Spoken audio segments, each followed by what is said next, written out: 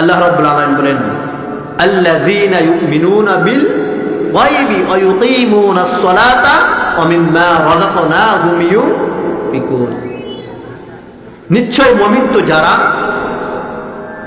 যারা অদৃশ্যের উপর বিশ্বাস করে এবং নামাজ কায়েম করে, আমি যে রিজিক দিয়েছি তা থেকে তারা কি করে? ব্যয় করে। আবার বলেছেন,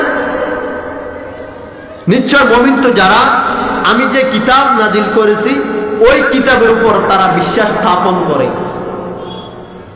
এবং বিশ্বাস স্থাপনের পরে ওই কোরআনের কিতাবের নাজিলকৃত আয়াতের বিধান অনুযায়ী চলে এবং আখিরাতের উপর বিশ্বাস স্থাপন করে। আমি যে কথা বলবো এই কথার আজকের আলোচনার মূল বিষয় হলো মুমিনদের কয়েকটি গুণাবলী।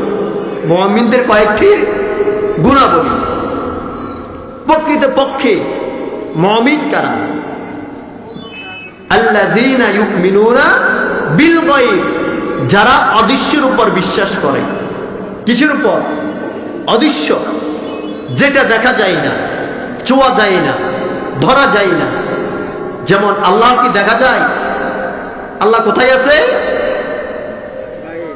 আল্লাহ তাআলা গায়েব, আল্লাহ তাআলাকে দেখা যায় না। আমরা আল্লাহর উপর ঈমান আনছি না? আমানতু বিল্লাহ। কার উপর ঈমান আনলাম? আল্লাহর উপরে। এই আল্লাহ তাআলা আমরা দেখি নাই, শুনি নাই, তারপরও আল্লাহর উপর ঈমান আনলাম। আল্লাহ বলেছেন, কোন মানুষ যদি আমার উপর আস্থা রাখে, আমি আল্লাহ রাব্বুল আলামিন সে যতই বিপদ থাক না কেন আমি তাকে চলার জন্য সাহায্য করব। আর যদি বিপদে পড়ার পরও যদি আমার সাহায্য না চাই, আমি তাকে শয়তান দিয়ে সাহায্য করব। কিন্তু কাল কিয়ামতের ময়দানে আমি আল্লাহ তাআলা তাকে আর কোনোভাবে সাহায্য করব না। আর প্রকৃত মুমিন তো তারা, যাদের সামনে আমি আল্লাহর যখন কথা বলা হবে, আমার আল্লাহর বড়ত্বের যখন কথা বলা হবে, আল্লাহ তাআলা বলেছেন যে আমি তাদেরকে, তারা যখন আমার সামনে ইন্নামাল মুমিনুনা আল্লাযীনা ইযা যুকিরাল্লাহ, তাদের সামনে যখন আমার আয়াতের কথা বলা হবে, তারা তাদের অন্তরটা কেঁপে উঠবে। তাহলে মুমিনদের কয়েকটি গুণের মধ্যে এক নম্বর গুণ আয়ুকিমুনাস সালাতা, তারা নামাজ কায়েম করবে। কি কায়েম করবে? নামাজ কায়েম করবে। এখন আমাদের সমাজে নামাজ কি কায়েম আছে? কথা বলেন, না কামাইছে? আপনি নামাজ পড়তে যান, আপনার স্ত্রী নামাজ পড়ে না। আপনি নামাজ পড়তে যান, আপনি কিন্তু আপনার ছেলে নামাজ পড়ে না। একটা গল্প বললে বুঝবেন। পৃথিবীতে নামাজ পড়ে না কারা কারা বলেন তো? নামাজ পড়ে না কে?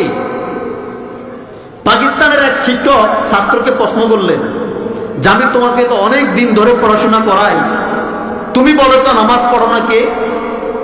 ছাত্র বললেন, স্যার আপনি আপনার জ্ঞান অনুযায়ী আমার কোনো জ্ঞান, আপনি তো শিক্ষক, আপনি তো উস্তাদ, কিন্তু আপনার জ্ঞান অনুযায়ী আমার কোনো জ্ঞান নাই।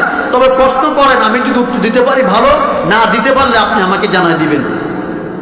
শিক্ষক বলল, আচ্ছা বলো তো ছাত্র নামাজ পড়ে না কে? তখন ছাত্র বললেন, স্যার পৃথিবীতে 3 ব্যক্তি নামাজ পড়ে না। ভালো কে? 1 নম্বরে নামাজ পড়ে না স্যার যারা ইহুদি নাসারা, আল্লাহর উপর ঈমান আনে নাই তারা। তারা কি নামাজ পড়ে? তারা কি নামাজ পড়ে? চমৎকার উত্তর তো, ভালোই বললো। 2 নম্বর উত্তর, তারা নামাজ পড়ে না কে? স্যার নামাজ পড়ে না পৃথিবীতে এমন এক মানুষ, তারা হয়তো বা পাগল নথবা অজ্ঞান অবস্থা হয়ে আছে। পাগল কি নামাজ পড়ে? কথা বলেন, পাগল কি নামাজ পড়ে? নামাজ পড়তো তাদের নামাজ আইলে বিলে পড়ে। পাগলের উপর নামাজ পড়া। আর অজ্ঞান মানে যে ব্যক্তি ঘুম যায়, যে ব্যক্তি ঘুমে থাকলে যে আমাদের হুঁশ থাকে। চমৎকার উত্তর তো। 3 নাম্বার নামাজ পড়ে না কি? তো স্যার 3 নম্বরে নামাজ পড়ে না মৃত মানুষ, যাদের লাশ এখনো উপরে আছে, কিন্তু তাদের নামাজ আমরা পড়ি, তারা নামাজ পড়তে পারে না। এখন বলেন তো, আমরা যারা নিজকে মুসলমান দাবি করি, যারা নামাজ পড়ে না তারা হয়তোবা ইহুদি, নাসারা, খ্রিস্টান, নতবা পাগল, নতবা মৃত। ঠিক আছে না? এটা হয়তোবা ইহুদি, নাসারা, নয়তোবা পাগল বা অজ্ঞান, নতবা মৃত। তাহলে নামাজ না পড়লে হয়তো আপনি পাগল ভাবতে হবে আপনাকে, নয়তোবা মৃত ভাবতে হবে, আর নতবা ইহুদি, নাসারা ভাবতে হবে। এখন বলেন তো আপনি কোনটার মধ্যে আছেন? আপনি উত্তর দেন। ওই ছাত্র জবাব অনুযায়ী আপনি উত্তর দেন। এই জন্য আল্লাহ রাব্বুল আলামিন বলেন, আল্লাযীনা হুম ফী সালাতিহিম খাশিউন। তোমরা যখন নামাজ পড়বা, নামাজ পড়ার পরে তোমাদের অন্তরের মধ্যে খুশি খুশি থাকতে হবে। হযরতে তালহা রাদিয়াল্লাহু তাআলা আনহু তিনি যখন ইসলাম গ্রহণ করেছেন, ইসলাম গ্রহণ করার পরে তাকে এমন ভাবে তার জনপদের লোকেরা অত্যাচারে নির্যাতন করতে লাগলেন। তিনি যখন অত্যাচার নির্যাতন সইতে না পেরে তিনি চলে গেলেন এক জঙ্গলার মাঝে। তিনি জঙ্গলার মাঝে যখন চলে গেলেন, তার দুইজন সন্তান ছিল। দুইজন সন্তানে পিড়াপিড়ি মারামারি করতেছে। হঠাৎ করে একটা জঙ্গলার একটা সাপ এসে তার একটা সন্তানকে কামড় দিলেন। কামড় দিবার পরে তিনি কান্নায় ভেঙে পড়লেন। তার সন্তানগুলি হযরতে তালহা রাদিয়াল্লাহু তাআলা নামাজের মধ্যে দাঁড়িয়ে রইলেন। তার স্ত্রী আসলেন, তার পাহাড়ি অঞ্চলের অনেক মানুষগুলি আসলেন, চিৎকার দিতেছেন।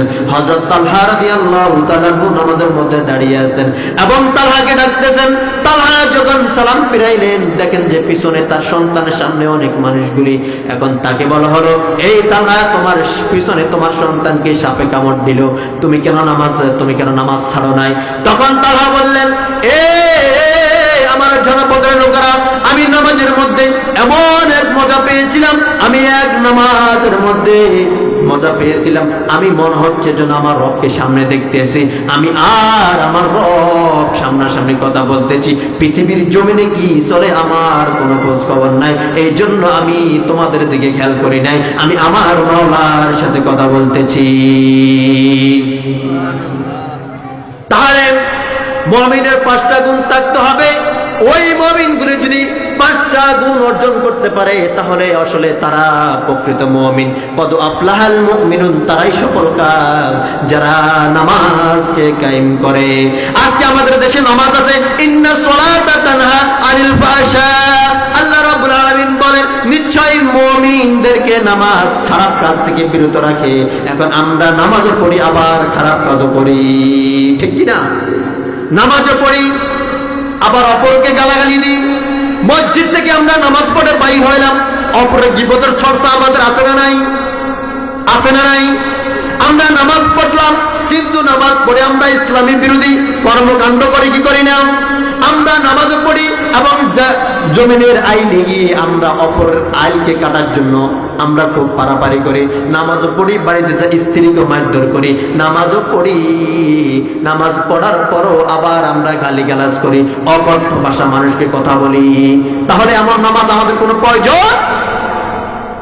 আজকে আমাদের সমাজে যদি একজন মুমিনের 5টা গুণ, তার মধ্যে যিনি মুমিন হবে তিনি নামাজের রাষ্ট্র মধ্যে নামাজ পড়া বাধ্যতামূলক করে দিবে। আজকে যদি নামাজ পড়া যদি বাধ্যতামূলক হতো, তাহলে আমাদের সমাজে এত অন্যায় অবিচার হতো না? হতো? এখন বলেন তো, গাঁজা আসে কোন দেশ থেকে? ভারত থেকে আসে না গাঁজা?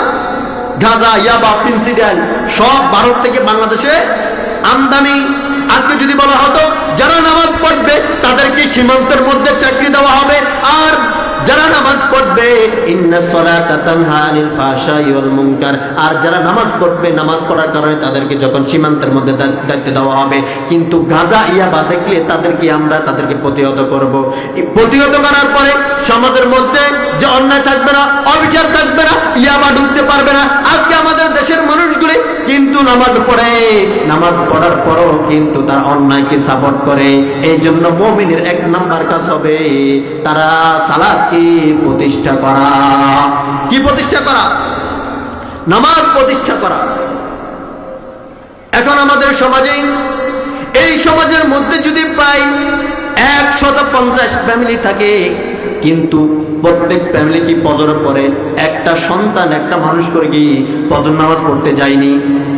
যায়। এই জন্য একজন খ্রিস্টান বলেছিল, মুসলমানদের বিজয় আরো আগে হতো, কিন্তু হচ্ছে না কেন? বললো এই জন্য হচ্ছে না, মুসলমানরা জুমার দিনে যেভাবে নামাজ পড়ে এভাবে যদি ফজর নামাজও পড়তো তাহলে কাফের বেঈমান তাদেরকে ভয় পেত না। আর পৃথিবীর শ্রেষ্ঠ ঈমানদার হলো তারা যারা ফজরের পরে নামাজ পড়ে, যারা ফজর পড়ে সালাতুল ফরজ নামাজ আদায় করে। আমরা জুমার দিনে যাই সাপ্তাহিক মুসল্লি, আবার ইমাম সাহেব দেরি করলো তাদের চোখ রাঙানি থাকা যায় না, আবার তারাও ইমাম সাহেবের বিরোধিতা করে বেশি, ঠিক নয়? এটা সাপ্তাহিক মুসল্লি। আবার কেউ আছে ঈদের নামাজের মুসল্লি, আবার কেউ আছে শবে কদরের মুসল্লি, এর মাঝে তারা নামাজ পড়ে না। তাহলে এক নাম্বার হলো তারা নামাজ কায়েম করবে, যারা মুমিন হিসেবে দাবি করবে তারা নামাজ কায়েম করবে। 2 নাম্বার হলো সমাজের মধ্যে যারা জিনা করবে তাদেরকে প্রতিহত করবে। আযানিয়াতু ওয়াযানি, যারা জিনা করবে তাদেরকে প্রতিহত করবে। আল্লাহ রাব্বুল আলামিন সূরা নূরের মধ্যে বললেন, কোন মানুষ যদি জিনা করে, জিনা করার কারণে সে যদি অবিবাহিত হয়, তাকে 100টি দৌড়া দিতে হবে, 100টি বেত দিতে হবে। এবং ইমাম শাফি বলেছেন শুধু এইটা দিলে হবে না, তাকে 1 বছরের জন্য তার সমাজ থেকে স্থানান্তর করতে হবে। এখন আমাদের সমাজে জিনা আছে কি নাই? আছে। আমাদের সমাজে জিনা করে, যারা বিচার করে তারাও জিনা করে, ঠিক নয় এটা? আবার পরকীয়া আছে কি নাই? স্বামী বিদেশ গেছে কিন্তু আরেকজনের বউর সাথে পরকীয়া করে কি করে না? ওই বই করি তার আরেকজনের সাথে পরকীয়া করে, পরকীয়া করার পরে সন্তানকে ফেলে দিয়ে আরেকজনের সাথে ভাগি যায়, আছে না? তাহলে আল্লাহ রাব্বুল আলামিন বললেন কোন মানুষ যদি জিনা করে, সে যদি অবিবাহিত হয় তাকে 100টি বেত দাও এবং তাকে প্রকাশ্যে যাও। আর যদি বিবাহিত হয়, বিবাহিত হলে তাকে রজম মেরে 1 বুক পরিমাণ খাদা করে গর্ত করে তাকে পাথর মেরে জনগণের সামনে শাস্তি দাও। আজকে আমাদের দেশে যদি এই আইনটা থাকতো তাহলে অনেক নেতা নেত্রী মোবাইলের কল রেকর্ড পাস হয়ে যায়।